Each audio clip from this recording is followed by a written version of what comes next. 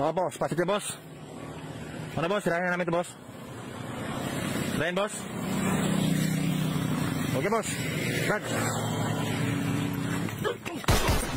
Oh, sir. Oh. Sorry kayo, sir. Prank na sir. It's a prank! Na-prank na ba ka dati? Hilig ba ka magtanaw mga prank video? O ikaw ang naga-prank sa ubang tao? Kung ikaw ka na, pabilin sa pagtanaw niini. Ang similar words sa prank mao ang trick na maong pagyayaga, paglipat o pagbinuang. Giyon pa sa Biblia da sa Proverbs 26 verse 18 to 19, like a maniac shooting flaming arrows of death is one who deceives their neighbor and says, I was only joking. Klaro kay sa Biblia na ang pagprank o ang pagbinuang sa ubang tao sama sa makapatay na araw na dapat natong i-avoid nta dili nato binuangan ang ubang tao na maingon nata it's a prank. Oh, sir. Oh. Sorry kayo, sir. Prank na. Daghang nang nabalita sa TV, ang uban wala nang nabalita kay di pud sila gusto maulawan kay dili gyud maayo nga magprank. Atong basahon diri sa John chapter 8 verse 44. Satan was a murderer from the beginning, not holding to the truth, for there is no truth in him. When he lies, he speaks his native language, for he is a liar and father of lies. Klaro kaayo na kung ikaw usa ka tawo nga kusog magbinuang, magayagha, magstorya og mga bakak sa ubang tao, walay lain na imong amahan kundili ang yawa.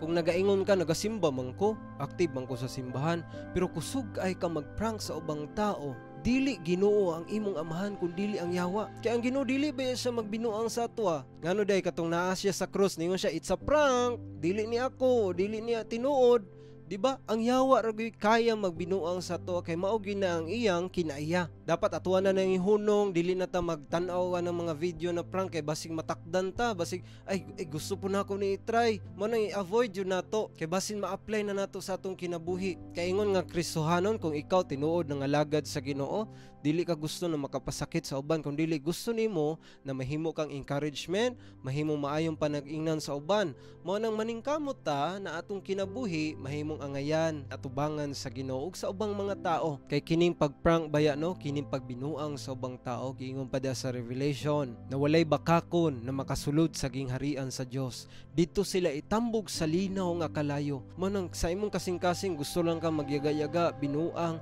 dili na espiritu sa Ginoo na naa sa imong sulod, kung dili espiritu na sa yawa. Mo nang kailangan nato i-repent, iduol nato sa Ginoo ang atong kinabuhi. Lord, bag-o ang akong kinabuhi, ang akong mga ngabil ngano'y animan gusto ko magbag-o, iduol nato sa Ginoo kay love kay taniya. Dili niya gusto na kita malaglag maadto sa impierno.